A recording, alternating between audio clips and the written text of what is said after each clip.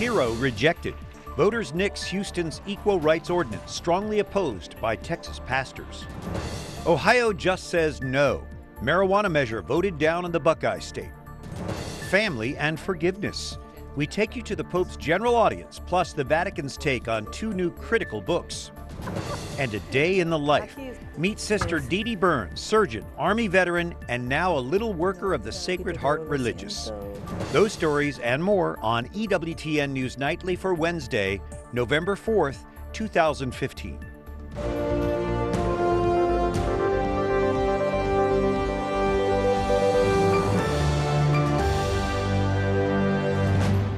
Good evening. Thank you for joining us tonight. I'm Brian Patrick with your news now.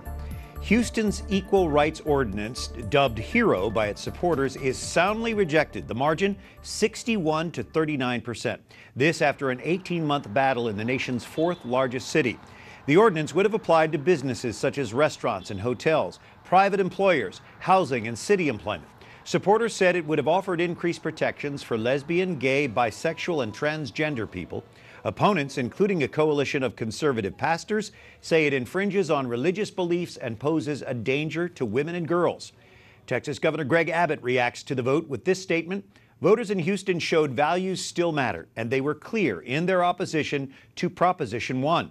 I applaud the community leaders and pastors in Houston for organizing a strong effort to defeat this measure.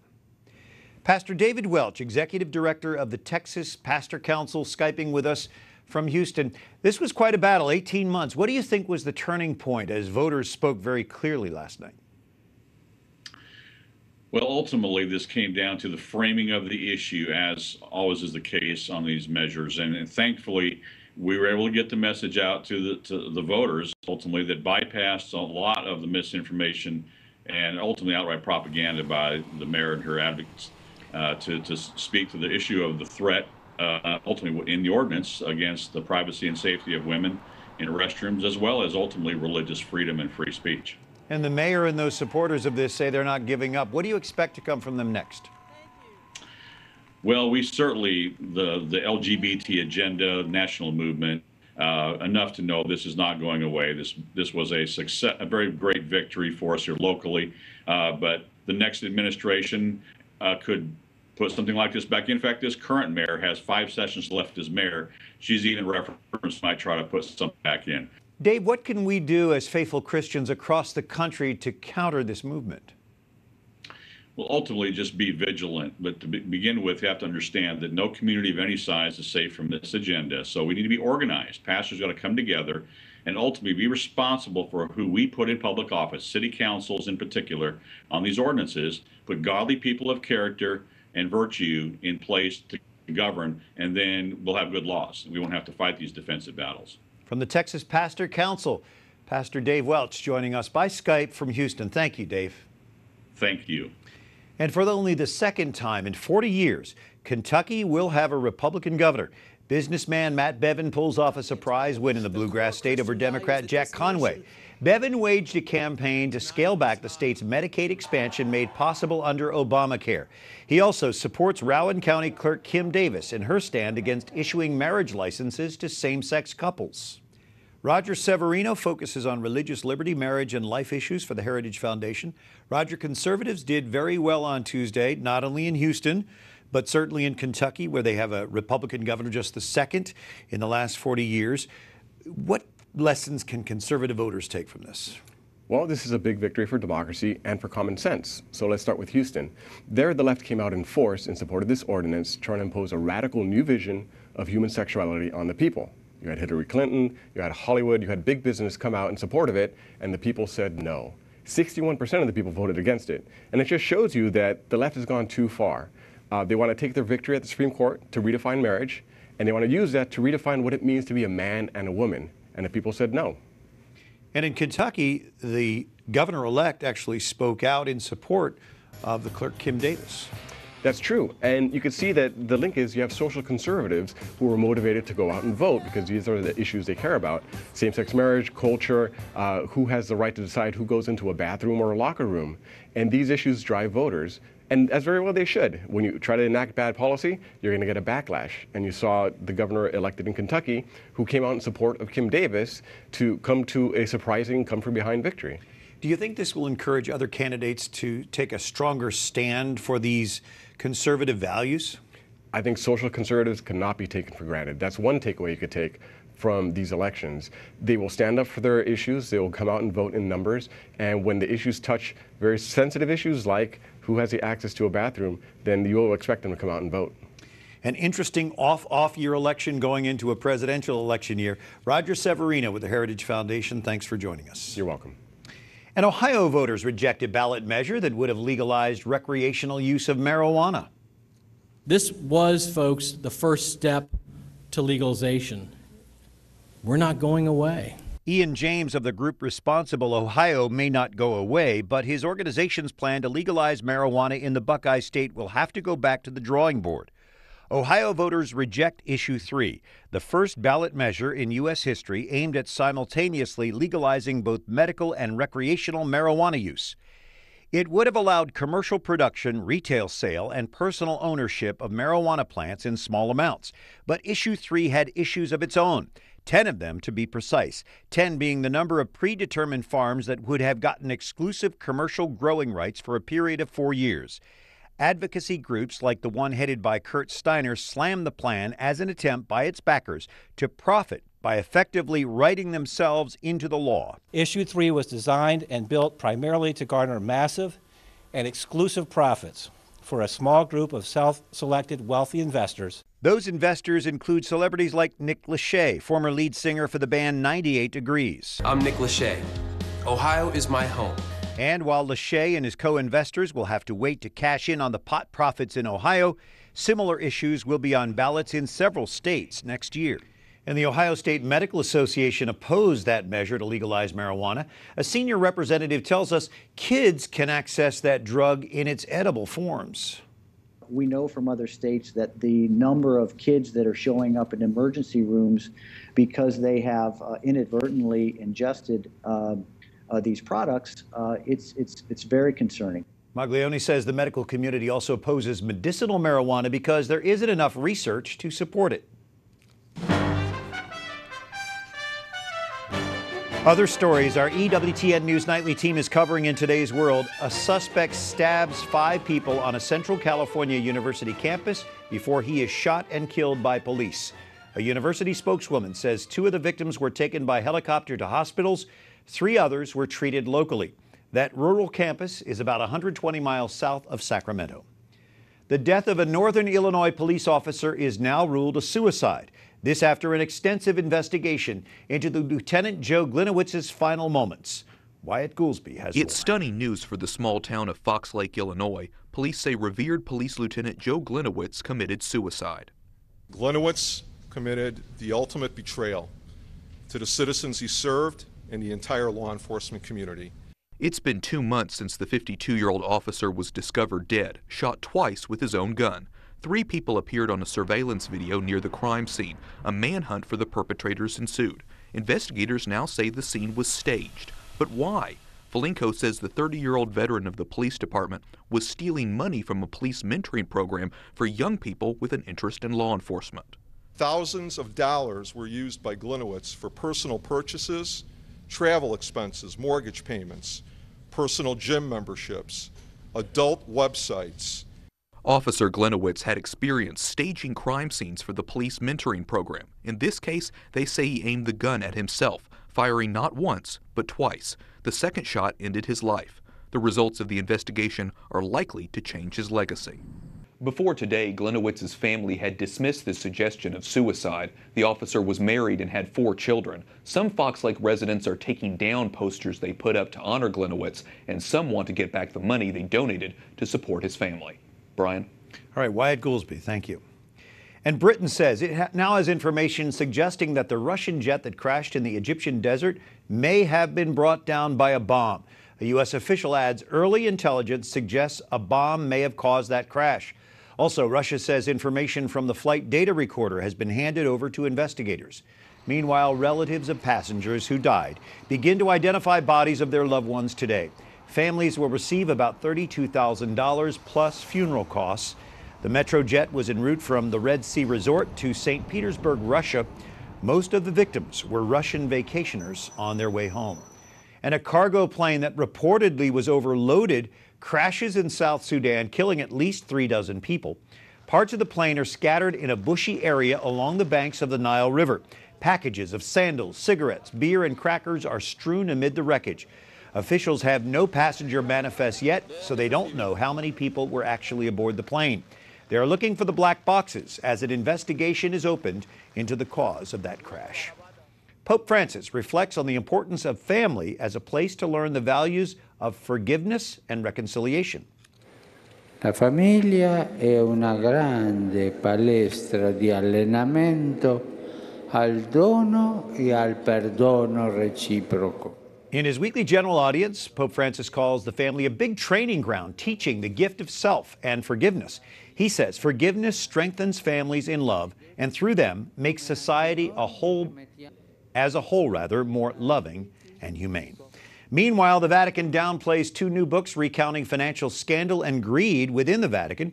A Vatican spokesman emphasizes the illegally leaked documents that provided information for the books were the result of, quote, data and information put in motion by the Holy Father himself.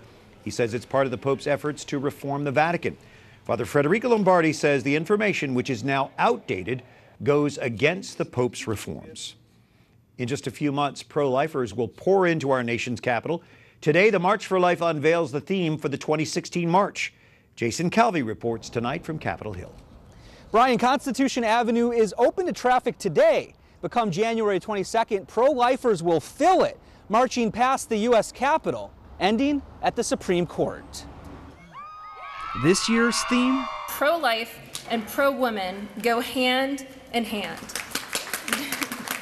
Today, law professor Helen Alvarez explained why it was chosen. The pro-life movement is the movement that has always empowered women, empowered them to keep their children, empowered them to talk about their grief, empowered them to avoid some of the butchers that pass for abortionists, Gosnell. Alvarez, who's also the founder of the group Women Speak for Themselves, says the theme allows pro-lifers to get a positive message out, how they're helping women. There isn't a single abortion advocacy group that has ever started a center to help pregnant women. Just think about that for a minute.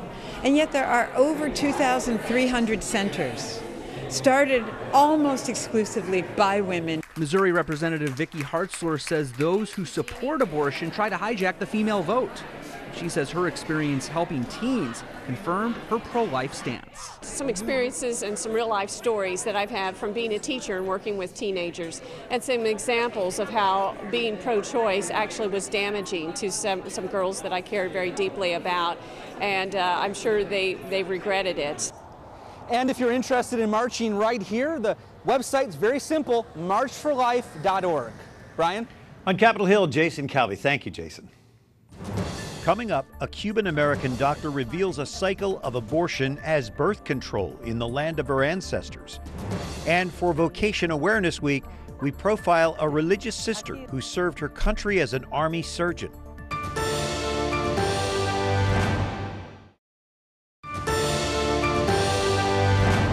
Today, November 4th, we celebrate St. Charles Borromeo, a leader in the Catholic Counter-Reformation. Because he was active in preaching and religious education, St. Charles is the patron of catechists. Thanks for joining us this Wednesday evening. I'm Brian Patrick. A Miami radiologist and Catholic advocate is drawing attention to abortion as a form of birth control in Cuba. In an op-ed for FoxNews.com, Dr. Grazie Christie says some of her Cuban patients have had 5 or 6 abortions, even as many as 12. She believes it's a sign of material, social, and spiritual poverty in the island nation. She says the poverties are willfully imposed on Cuban women by the government. Dr. Christie joining us by Skype from Miami. Gracie, can you explain this poverty that you talk about, the material and spiritual and social poverty? Well, young families in Cuba find themselves in a terrible bind where they have nothing to look forward to in the future, nothing to encourage them to have children. And this is material and also social and spiritual. How is the government willfully imposing this idea on Cuban women? Well, the government, first of all, imposes the poverty, the material poverty, because it doesn't allow any free enterprise, and there is a maximum wage in Cuba instead of a minimum wage, and you can't really raise a family or even have one child on the maximum wage allowed. So the government has imposed this kind of poverty that limits people's choices as to forming a family and starting the next generation. It must be heartbreaking for you to hear these stories from women that come into your office. What, if anything, can we as Americans who are concerned about this do about it? I think we need to be very clear-eyed about what's going on in Cuba and not always accept that sort of the romantic notions of Cuba where openness is going to lead to wonderful things. We need to realize that the government has made certain decisions in Cuba, and until they decide to loosen their grip, then people are going to have that same hopelessness that doesn't lead to the future. And you are such an advocate for life and for Catholic teaching. What do you share with these women? Oh, I try to encourage them. I say, now you're in the United States, and now you can look into the future with hope and with trust and start your family, get married and have your children and have those wonderful blessings that shouldn't be put off because they're the greatest joy that we have on earth. I know your ancestors are from Cuba. Gracie, do you have any hope that things will really change there substantially in the near future? I have a lot of hope. I pray a lot about it. I think in the end, it's going to be up to the people that are still ruling there after so many decades, and to all our prayers that they finally find in their hearts a little justice for the people. Well, we join our prayers with yours. Dr. Grazie Christie, Skyping with us from Miami. Gracie, it's great to see you. Thank you. Thank you. Well, this first week of November is National Vocation Awareness Week in the U.S. It's a time to promote vocations and pray for those discerning their calling. Catherine Szeltner introduces us to a woman shattering the stereotype of religious life. If we're doing God's will, it's one of complete joy. Sister Dee Dee Byrne radiates that joy as she gives a tour through her workspace. In fact, what we really need money for is, this is where it all happens, the think tank. The sleep tank, the think tank. She's a little worker of the Sacred Hearts of Jesus and Mary, a surgeon, and a retired U.S. Army Medical Corps member. In 2009, Sister Dee Dee Byrne retired from the U.S. Army as colonel. She now serves as the director of the Spanish Catholic Center here in D.C. The clinic, run by D.C.'s Catholic Charities, offers medical care to the uninsured. I'm going to poquito dolor, lo siento. Today, Sister Dee Dee sees a patient who recently had a 17-inch benign tumor removed. Wow. In the OR. Little worker sisters embrace a life of prayer with a wide range of activity. Sister Dee Dee says she serves God with her Georgetown-trained medical skills. I go in the operating room and say, Lord, please, I'm doing my best, you do the rest. The sister soldier surgeon travels the world for medical missions, from Sudan to Haiti to Iraq. And as long as I can remain little and empty and nothing, he can work more through me than if I'm, look how great I am. Because it's really not me, it's God who does it. If you're still discerning your vocation, Sister says, do not be afraid. If you're not called to the religious life, it's okay. You're going to know. He'll make it very clear to you. Catherine Szeltner, EWTN News Nightly. Thanks, Catherine, for another inspiring story. And another religious sister takes her skills from the convent kitchen to the TV screen. Sister Alicia Torres of the Mission of Our Lady of Angels in Chicago appears on the Food Network show Chopped Monday evening. She tells us the Food Network asked for religious sisters to apply. She received permission from her superior, and the rest is history. Sister Alicia says she is humbled to represent the church and the poor who are so precious to Jesus. Up next, the 40 Days for Life fall campaign wraps up as the movement continues to grow globally. And Rome's famed Trevi Fountain reopens with a multi-million-dollar facelift.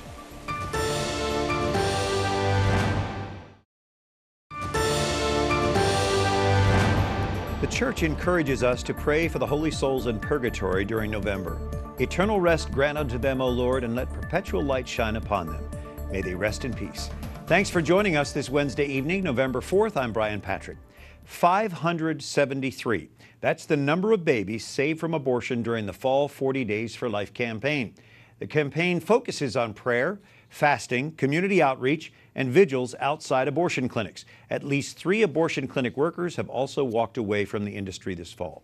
David Bereit is National Director of 40 Days for Life. And David, hasn't there been a couple of clinic closings during this campaign? Yeah, during this campaign, as over 100,000 people were praying and fasting and standing in those peaceful vigils outside of the abortion facilities in 307 cities, the 64th abortion facility closed its doors and went out of business for good just down the road from here in Manassas, Virginia, after the abortionist had a conversion and left there.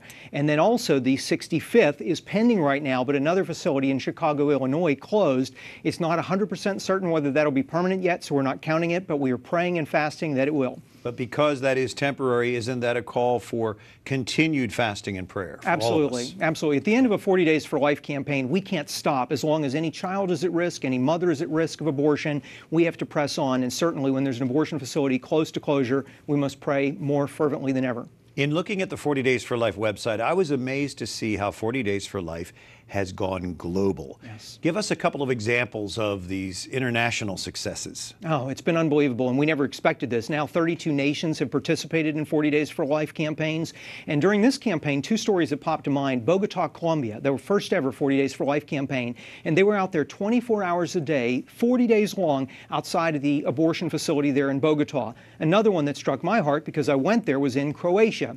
A year and a half ago, they had 1 city, Zagreb, then 6, then 10. This 40 days, they had 20 cities involved. And while in the city of Vukovar on the eastern border of Croatia, I got to meet one of the 30 babies that have been saved through their efforts there, and they've had 4 abortionists that have quit doing abortions in that country. So God is moving all around the globe. God is moving, and the people involved in 40 Days for Life are praying. They're continuing to be vigilant. Of course, there are 2 campaigns. There's a spring campaign, or usually during Lent, right? Beginning with Ash Wednesday, and then a fall campaign going into a presidential election year. I know 40 Days for Life is not political, but this issue of life has been so politicized. What do you have planned for this next year? Well, first and foremost, we want to do more of what has been working so effectively. So we will be working to have 40 Days for Life campaigns in more cities, more states, more countries. And the reason we do that, number one, there's no more important time to be praying and fasting than leading up to such an important time for our nation and for the world. But also, we know that during this time frame, not only are we praying and fasting, but we are raising awareness about the crisis of abortion. And certainly, we want to make sure it's in the forefront of people's minds as they go to the polling places. History has shown us that 40 Days for Life campaigns during presidential election years are a record in terms of turnout and participation, and we expect the same in 2016. It should be an incredible year, and we appreciate the good work that you and the others involved in 40 Days for Life are doing. I have been blessed to be involved in a very small way, and it's really a blessing. David Bereit, thanks for being with us. Thank you so much. Well, water flows again at Rome's famed Trevi Fountain after a 17-month restoration. The restoration cost $2.4 million, paid for by the Rome-based Fendi fashion house. The famous fountain was featured in Fellini's La Dolce Vita. It's a must-see in Rome. Legend has it that tossing a coin over one's shoulder into the fountain ensures a return visit. Until tomorrow, for the EWTN News Nightly team, I'm Brian Patrick, and we say goodnight with a return visit to Wednesday's general audience in St. Peter's Square.